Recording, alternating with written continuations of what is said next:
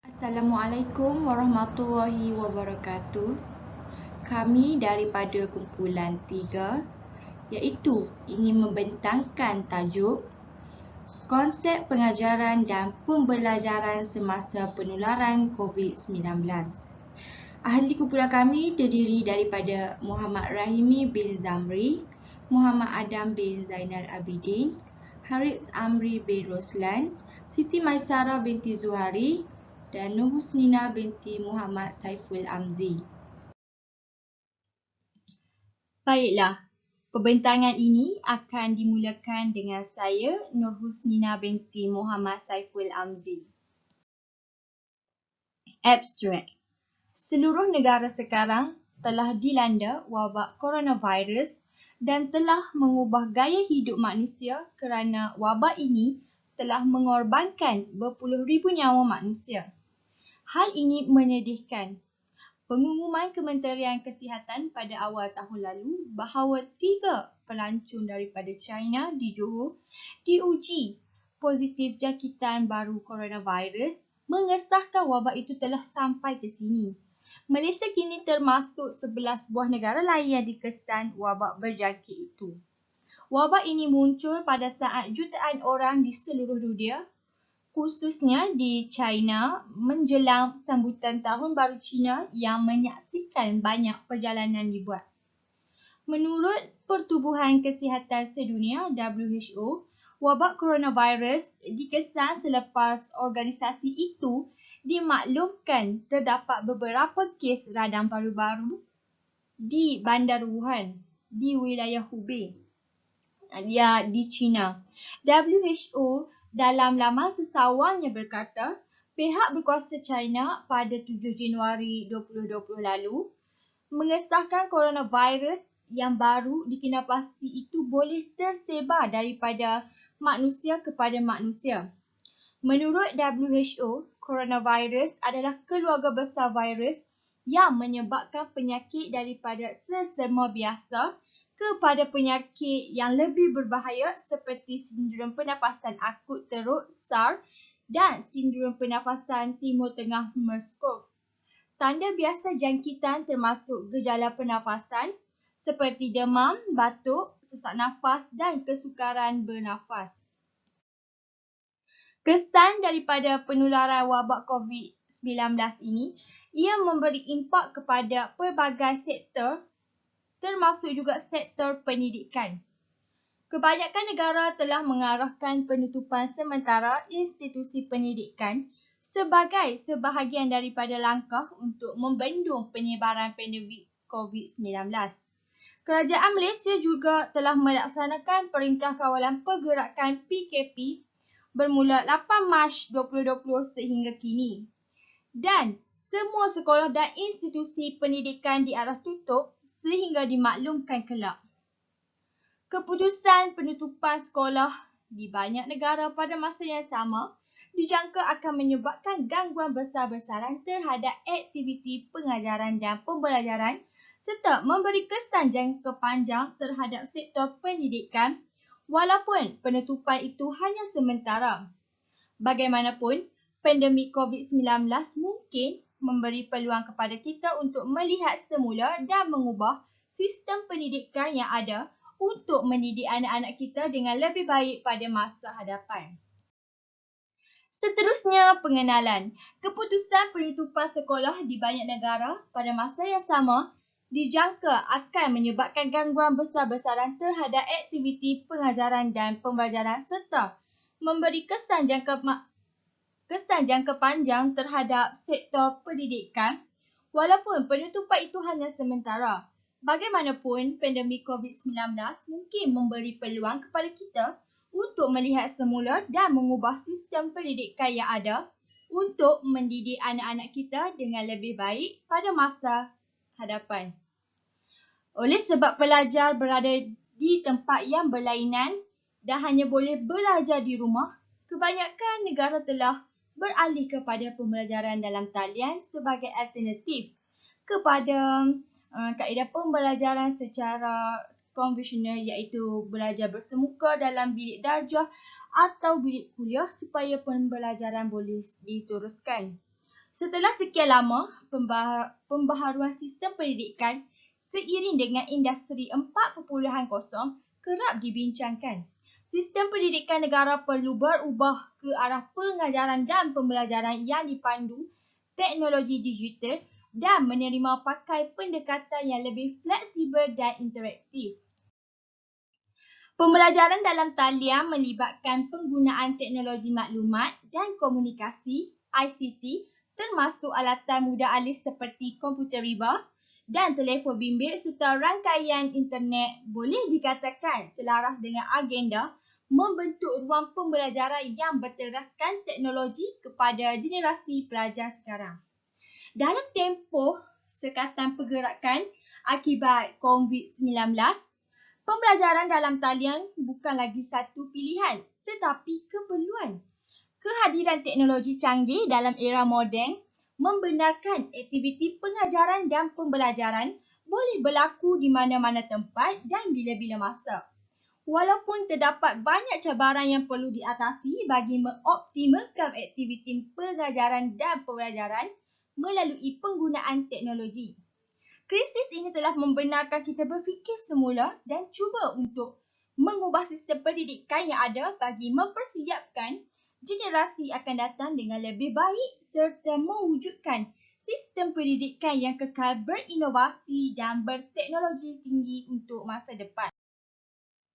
Baiklah, definisi pengajaran dan pembelajaran. Apa dia pengajaran? Pengajaran ialah sesuatu tugasan dan aktiviti yang diusahakan bersama oleh guru dan muridnya. Pengajaran ini adalah dirancangkan guru secara sistematik dan teliti untuk melaksanakannya dengan kaedah dan teknik mengajar yang sesuai. Membimbing, menggalak dan memotivasikan murid supaya mengambil inisiatif untuk belajar demi memperolehi ilmu pengetahuan dan menguasai kemahiran yang diperlukan. Selain itu, apa dia pembelajaran? Umumnya, pembelajaran merupakan proses memperolehi ilmu pengetahuan atau kemahiran. Mengikut Robert Gagnon 1970, pada tahun 1970, dalam The Condition of Learning, pembelajaran merupakan perubahan tingkah laku atau kebolehan seseorang yang dapat dikekalkan, tidak termasuk perubahan yang disebabkan proses pertumbuhan. Mengikut Woolfolk pada tahun 1980, dalam Educational Psychology for Teachers, pembelajaran dilihat sebagai perubahan dalaman yang berlaku kepada seseorang dengan membentuk perkaitan yang baru atau sebagai potensi yang sanggup menghasilkan tindak balas yang baru. Baiklah, seterusnya ialah objektif kajian. Dalam melaksanakan kajian ini, terdapat beberapa objektif yang kami perolehi. Antara objektif yang kami perolehi adalah mengetahui kaedah pengajaran dan pembelajaran di musim penularan pandemik COVID-19, dapat menjelaskan kesan pengajaran dan pembelajaran menggunakan platform secara atas talian, dapat menerangkan kepentingan teknologi moden kepada guru dan pelajar. Kajian ini akan mengkaji tahap-tahap keberkesanan teknologi moden masa kini di mana penggunaannya sangat penting di waktu genting sekarang ini. Ia juga bergantung terhadap ilmu IT, seseorang sama ada dicekap atau tidak untuk menggunakan teknologi ini. Bagaimana cara mereka hendak memperoleh ilmu yang sama atau cukup semasa mereka belajar secara bersemuka dengan belajar secara atas talian ini. Baiklah, sekarang saya akan membentangkan tentang kaedah pengajaran dan pembelajaran semasa penularan COVID-19. Okey, yang pertama, pengajaran dan pembelajaran dalam talian terus disesuaikan menerusi pelbagai platform seperti Google Classroom, Zoom, Microsoft Teams, Telegram dan WhatsApp. Yang kedua, pelaksanaan pembelajaran di atas talian memerlukan pelajar membina kemahiran pembelajaran sepanjang hayat. Untuk pelajar yang dah ada kesediaan dari segi capaian internet dan kemudahan peranti, guru akan menggunakan pengajaran secara langsung dan ataupun maksudnya bersemuka di atas talian. Manakala untuk pelajar yang tak ada capaian internet ataupun kemudahan peranti, guru boleh guna cara pengajaran secara offline seperti sampaikan pembelajaran tu di WhatsApp ataupun Telegram. Maksudnya tidak menggunakan platform seperti Google Meet, Zoom, Microsoft Teams untuk sampaikan pembelajaran tu kepada pelajar, untuk pelajar yang mempunyai masalah rangkaian data. Okay. Seterusnya, pelajar tidak boleh menggunakan set pemikiran dahulu. Maksudnya kalau sebelum pandemik, kita akan tunggu cikgu ataupun pensyarah untuk masuk dulu kelas, bercakap, lepas tu baru kita bertanya apa yang kita tak faham. Pelajar tak boleh nak gunakan cara dulu yang macam tu lagi. Maksudnya pelajar dia perlu cari sendiri, maksudnya cari bahan yang guru ataupun pensyarah dah letak dekat platform pembelajaran maya, maksudnya seperti Google Classroom dan e-learning university. Lepas tu susun masa sendiri untuk teliti bahan tersebut, kemudian menyelesaikannya. Seperti contoh, biasanya pensyarah ataupun guru dia akan bagi dulu maksudnya nota untuk kita belajar untuk mata pelajaran untuk kelas seterusnya. Jadi para pelajar akan akan ulang kaji benda tu dahulu, lepas tu baru kita akan masuk kelas belajar bersama cikgu, sama ada secara langsung ataupun gunakan cara pengajaran secara offline. Seterusnya, pelajar perlu menentukan apakah yang perlu dipelajari. Maksudnya pelajar perlu belajar susun masa dan keutamaan. Maksudnya yang bahan mana yang perlu kita pelajari dan diselesaikan terlebih dahulu, yang mana kemudian. Seterusnya, pelajar perlu belajar menyusun masa dan keutamaan. Contohnya untuk pelajar sekolah rendah terutamanya yang tidak pernah menggunakan platform Google Meet, Zoom untuk belajar, ibu bapa dia akan memainkan peranan penting. Maksudnya ibu bapa yang pada awalnya yang kena bimbing anak-anak untuk susun tugasan yang diberikan oleh guru untuk diselesaikan, lepas tu hantar kepada cikgu secara maya. Guru pula dia kena bagi maklum balas kepada hasil kerja pelajar supaya mereka terus bermotivasi untuk selesaikan tugasan seterusnya. Sebab kita tahu belajar secara online ni memerlukan tahap kesabaran yang sangat tinggi untuk para pelajar, terutamanya untuk para pelajar yang mempunyai masalah internet ataupun susah untuk akses maklumat. Seterusnya, pelajar juga perlu berkomunikasi dengan rakan sekelas untuk bincangkan tugasan dan pelajaran. Lama-kelamaan pelajar sekolah rendah yang tadi tu dia akan lebih berdikari untuk teruskan pembelajaran atas talian ni. Kalau ibu bapa didik dahulu macam mana nak gunakan benda ni, macam mana nak gunakan benda tu.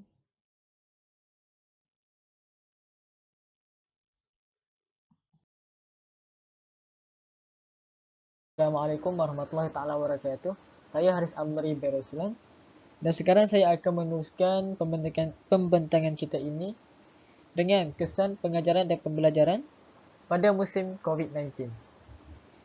Terdapat dua kesan, iaitu kesan baik dan kesan buruk. Terlebih dahulu kita akan berbincangkan tentang kesan baik, kelebihan. Yang pertama, kemudahan. Pelajar yang mengikuti kelas secara atas talian dapat merancang masa belajar mengikut jadual mereka sendiri. Mereka juga boleh bekerja sambil belajar jika mereka mempunyai tenaga yang ekstra. Pelajar juga tidak perlu berulang-alik ke kampus. Jadi mereka menjimatkan masa dan boleh belajar di mana saja mereka berada. Mereka juga tidak perlu ke perpustakaan untuk mendapatkan bahan-bahan khusus kerana kebiasaannya bahan-bahan ini akan disediakan oleh pensyarah secara atas talian dan boleh diakses secara atas talian. Hal ini akan menjimatkan lagi masa mereka. Jadi atas sebab-sebab ini, pendidikan dalam talian adalah pilihan yang tepat untuk pelajar yang perlu menyeimbangkan komitmen kerja dan keluarga mereka. Yang kedua, bayaran lebih murah. Kerana belajar secara atas talian lebih murah berbanding belajar secara fizikal. Kerana iuran mungkin dikurangkan ataupun mereka boleh menjimatkan kos-kos yang diperlukan kerana mereka tidak perlu berulang-alik. Jadi mereka tidak perlu untuk mengeluarkan duit untuk pengangkutan. Mereka juga tidak perlu menyewa rumah atau membayar kolej. Mereka juga tidak perlu membeli bahan-bahan kursus kerana boleh mendapatkannya secara atas talian. Yang ketiga, kemajuan kerjayaan. Maksud di sini, mereka boleh menyambung pelajaran sambil bekerjaya. Ataupun kita kata belajar secara separuh masa yang banyak dilakukan oleh pelajar, kebiasaannya dilakukan oleh pelajar-pelajar master ataupun PhD. Berikut adalah keburukan PDP dalam talian. Kekurangannya yang pertama ialah pengasingan. Pelajar yang mengambil kelas dalam talian tidak mempunyai peluang untuk berinteraksi secara bersemuka dengan tenaga pengajar dan pelajar lain. Komunikasi berkumpulan juga adalah melalui email atau perbincangan secara kumpulan dalam talian. Hal ini amat sukar untuk membangunkan hubungan dengan rakan sekelas dalam kursus-kursus yang tersendiri. Sebaliknya, kolej tradisional mempunyai kampus supaya anda boleh bersosial atau belajar dengan pelajar lain. Anda juga boleh melawat atau berjumpa dengan tenaga pengajar anda di pejabat mereka untuk bertanya dan mendapatkan maklum malas. Yang kedua, kos dan penjadualan teknologi. Program perisian dan sambungan ke internet adalah aspek terpenting dalam kelas dalam talian. Pelajar mungkin diminta untuk belajar komputer baru dan kemahiran menyelesaikan masalah yang mungkin memerlukan masa. Pelajar juga perlu membeli perisian yang dikemas kini untuk mengakses program dalam talian mereka atau membayar lebih mahal untuk meningkatkan kelajuan internet mereka. Selain itu, pelajar perlu menyesuaikan jadual mereka pada tarikh penugasan yang boleh menjadi masalah bagi pelajar antarabangsa atau mereka yang tidak tinggal di zon waktu yang sama dengan tenaga pengajar. Yang ketiga, keberkesanan pembelajaran. Program dalam talian pelajar memberi lebih banyak kebebasan yang boleh menjadi masalah bagi pelajar yang tidak tahu bagaimana untuk mengendalikan. Juga, kursus dalam talian tidak mempunyai tenaga pengajar yang melihat atau hounding anda untuk kekal pada tugas. Yang bermaksud pelajar bertanggungjawab untuk pembelajaran mereka sendiri dan mereka mungkin tidak memiliki sehingga ia adalah mudah untuk jatuh di belakang dan tidak terasa termotivasi untuk mengejar mereka.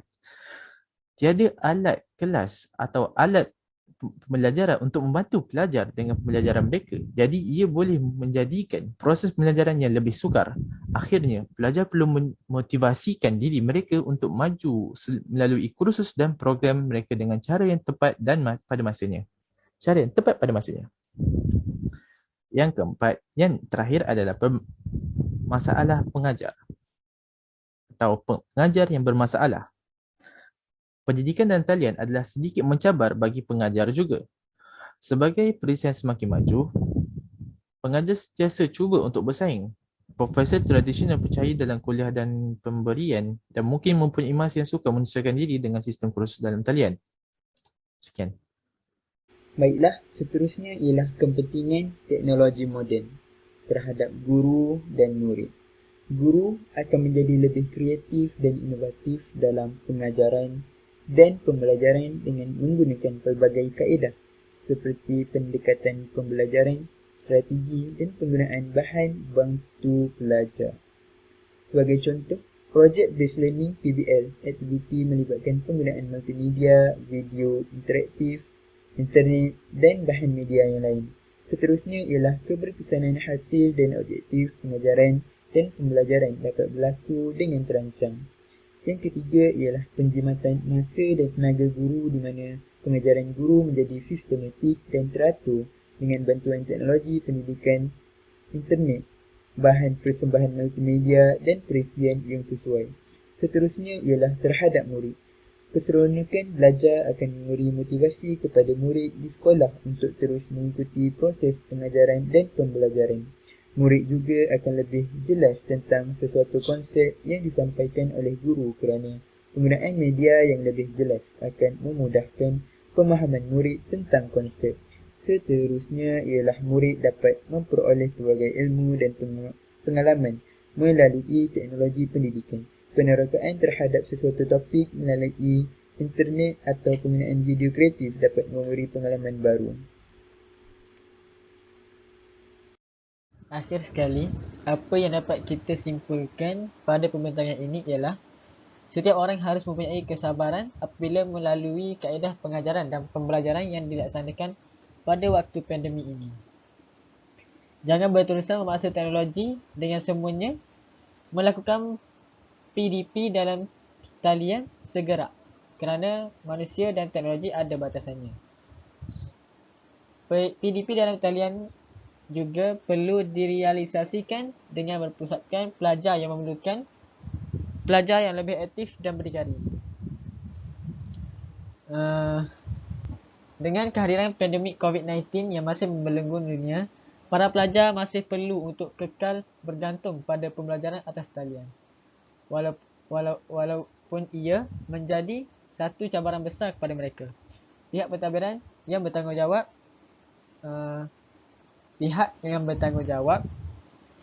ataupun pihak yang berwajib termasuk ibu bapa harus mengambil tindakan dan melakukan inisiatif yang dapat membantu pelajar untuk menjalani pembelajaran atas talian ini dengan lebih efisien.